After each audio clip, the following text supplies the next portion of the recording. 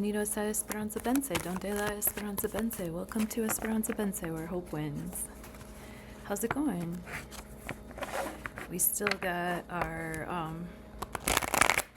Mercury and Venus twinning. Mercury's out there in front. I think right around 16 degrees of Aquarius.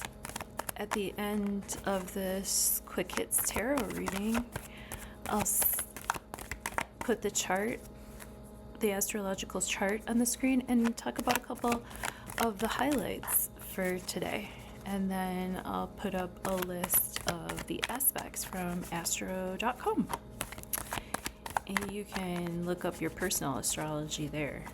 Oh, looks like King of Swords decided to jump for us today. King of Swords is a great communicator. He tells the truth. He takes his sword and he cuts through any tension in the air. He might create tension in the air because people are kind of on pins and needles around what he's going to say, because they know he's going to speak the truth. They know he has vision. They know he's a visionary. They know he's intelligent. They know that he is mentally flexible. They have this butterfly symbolism here on his very, very tall stone throne here, and it's up like he's in the sky, in the clouds, up on a mesa.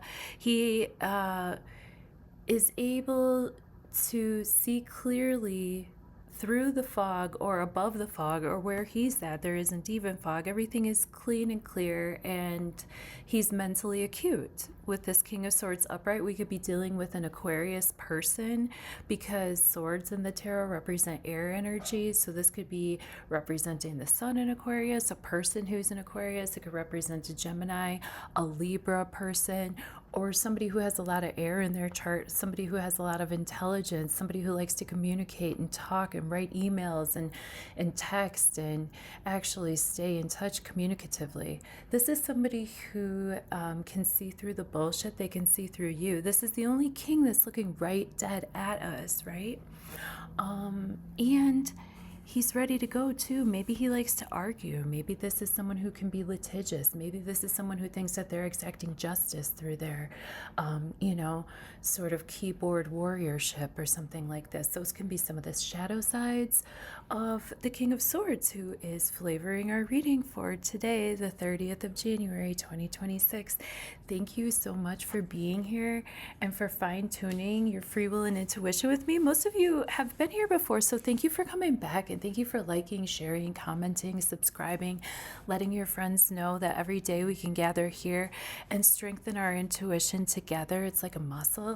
And once I get a jumper card, for those of you who haven't been here before, when the card jumps out, I call it a jumper card. And once I get that, I stop shuffling. And I do shuffle a lot before I even press record. But then I'll pray over these cards and run a quick hit tarot for just today. So that would be near past, present tense, near future. Energetic invitations, energetic artwork, visuals for us to play with, okay? Thank you for fine-tuning your free will and intuition with me.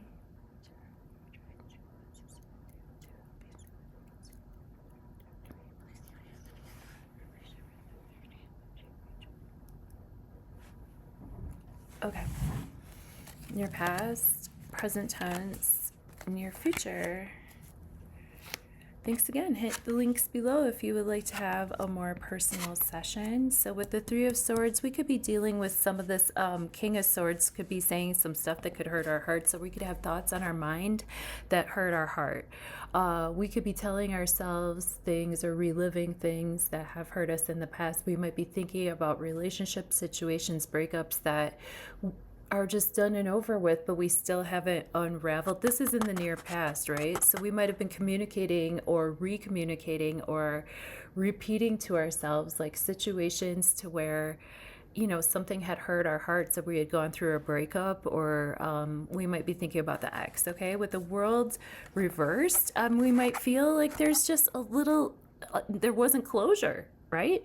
Like there might be something to finish of that cycle before we feel like we can graduate to the next. The World is the last card in the major arcana of the tarot, so this is like a more larger overarching archetypal theme. So until we can let go of that heartache and that heartbreak, we can't really graduate to the next cycle that we deserve to be at. So if we have any thoughts of times where we've had failures in the past, or failures particularly within our own heart space or within our own relationships, if we've said anything that was hurtful to anybody else, if anybody else has cut us off needlessly or made us to feel like our heart was smaller or more contained, now it's our opportunity to be able to complete these cycles, go back, heal our wounded words to ourselves.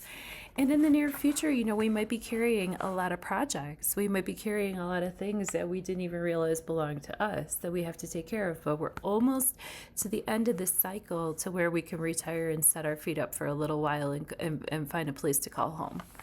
Okay, so it's just, there is some work to be done before we can let down these burdens and complete that next cycle, okay? But just try to take heed of what this person is telling you, because they are telling the truth and they're coming from a clear space.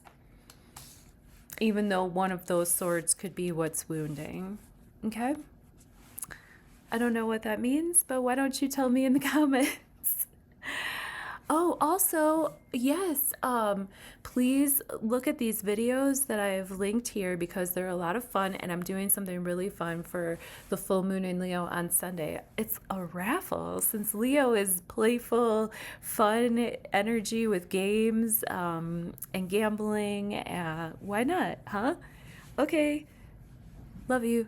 See you on the next one, God willing. Oh yeah, it's Friday. Have a great weekend. Happy Venus Day. Yeah, see you on Sunday. Yeah, come around this weekend.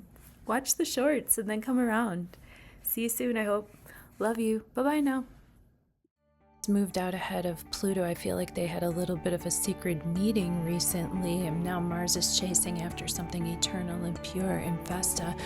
Luckily, she's protected by the bright rays of the sun, and the sun is disrupting that energy for now, also protecting the Venus-Mercury conjunction, where Venus and Mercury can kind of be like twins working together, being mischievous in the background, and Venus is sort of softening things while Mercury moves along to tell Papa Saturn and Neptune what's been going on.